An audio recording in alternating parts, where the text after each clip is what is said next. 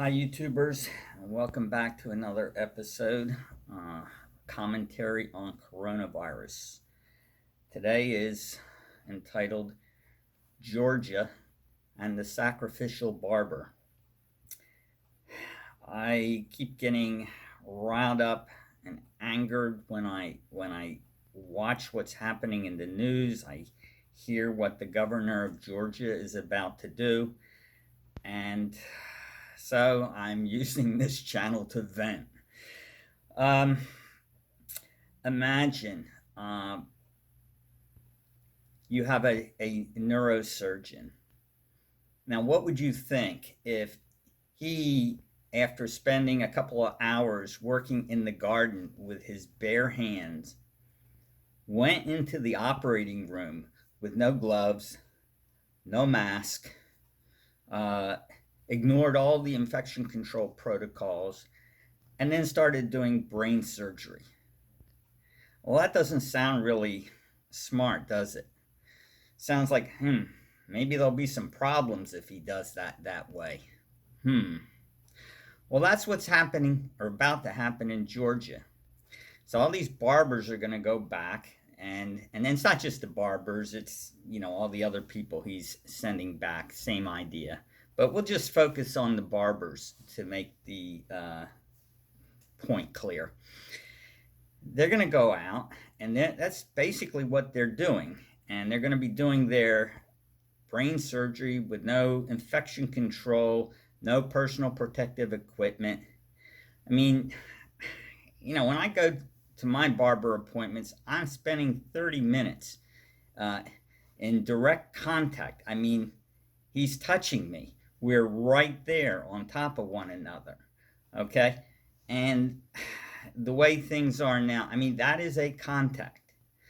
And if you're only wearing a cloth mask, uh, you're not protected for that kind of contact. If you're both wearing masks, maybe some protection, but 30 minutes at that proximity. Um, so let's talk about how this could be done differently, because I don't think it's impossible to do it, but the way he's doing it is crazy. Anyway, so what can be done?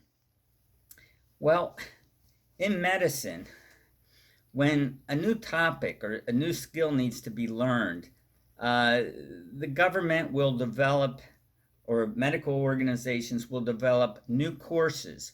And most of the time, they're available online. So it might be how to do the cardiac exam on a physical exam to make sure that you're doing proper screening for kids, and then they're not going to die from sudden death from some undiagnosed congenital heart disease. Or maybe it's for cultural sensitivity, that when we went to medical school, we were not trained in that, so they felt, well, let's develop a course and require that the physicians take the course so they're updated on that topic. Or in human trafficking, they developed a course for that because this is not something we think about every day, especially in outpatient medicine. But they thought it would be a good idea to train us in it, make us more aware of it, so that we would more likely be able to spot it if we came across it. And that's fine. Well, I think we should do the same thing for infection control, training people in infection control, because now you don't just need to be a medical person, you just need to be a living person to need to have this information, this knowledge and skill in order to just survive. So, how do we do this? So, rather than just say, okay, a business can open or it can't open, why not develop a course? Well, just again, use the example of the barber. That a barber needs to get certified in infection control.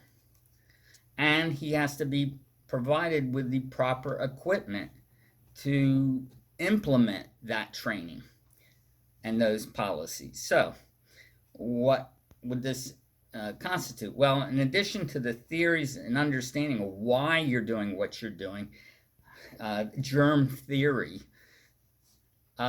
you provide the training in the use of masks, gloves, gowns, how germs spread from one person to another, what things work, what things don't work.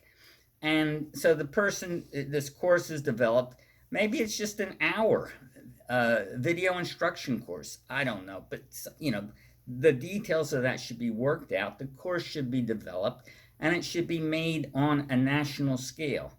There's no sense in having 50 states each do the same thing 50 times and have 50 variations on it. Do it once, do it right, mandate that the barbers get certified in this, and then give them the correct equipment. I mean, you're not going to send that neurosurgeon into the or let's give it a different example. Let's say I'm working in an intensive care unit and I have an Ebola patient. You're not going to send me in there with a cloth mask or a standard surgical mask. I need an N95 mask. I mean, yeah, it's not even perfect, but at least it's going to give me a hell of a lot more protection than the regular surgical mask. Well, with this COVID-19, you need an N95 mask. I mean, if you're spending 30 minutes with each person, and let's say you're doing your haircuts and they're 30 minutes each, and you're working an 8-hour shift. So that's like 16 people. 16 people, 8 hours of contact. We know that the vast majority of the COVID-19 patients, based on the California study, are totally asymptomatic. It's likely that, each day you go in there, you're going to have a positive COVID patient as a customer who doesn't know they're sick, and you're spending 30 minutes with them. Give them an N95 mask. No, not a cloth mask, an N95 mask. You say, oh, we can't give them an N95 mask. They have to go to the doctors. Well, if you don't have N95 masks, you don't have enough equipment, don't reopen yet. Wait till you get the mask, the right equipment to do what you're trying to do safely. Again, this is a prior video I made saying the importance of personal protective equipment and reopening the country. Again, I still feel, just use this one example to see how this is essential. Yeah, he can supply a surgical mask for his customers if they don't come in with one. But, and that, greatly protects him even if he's wearing his N95 mask. But, N95 mask still is only filtering out 95%. 5% of the stuff's getting through.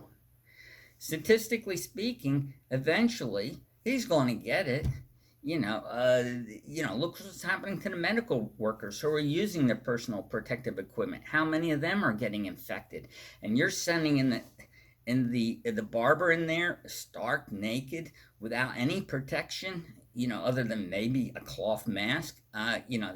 This to me is irresponsible, and it doesn't have to be that way. Okay, to rehash. 1.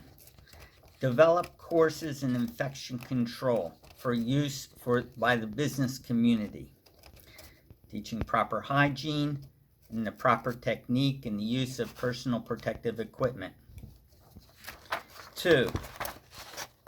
Requires certification of the individuals in these business.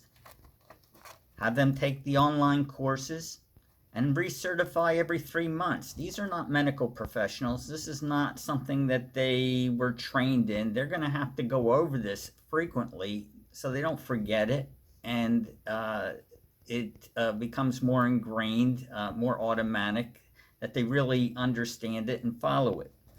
3,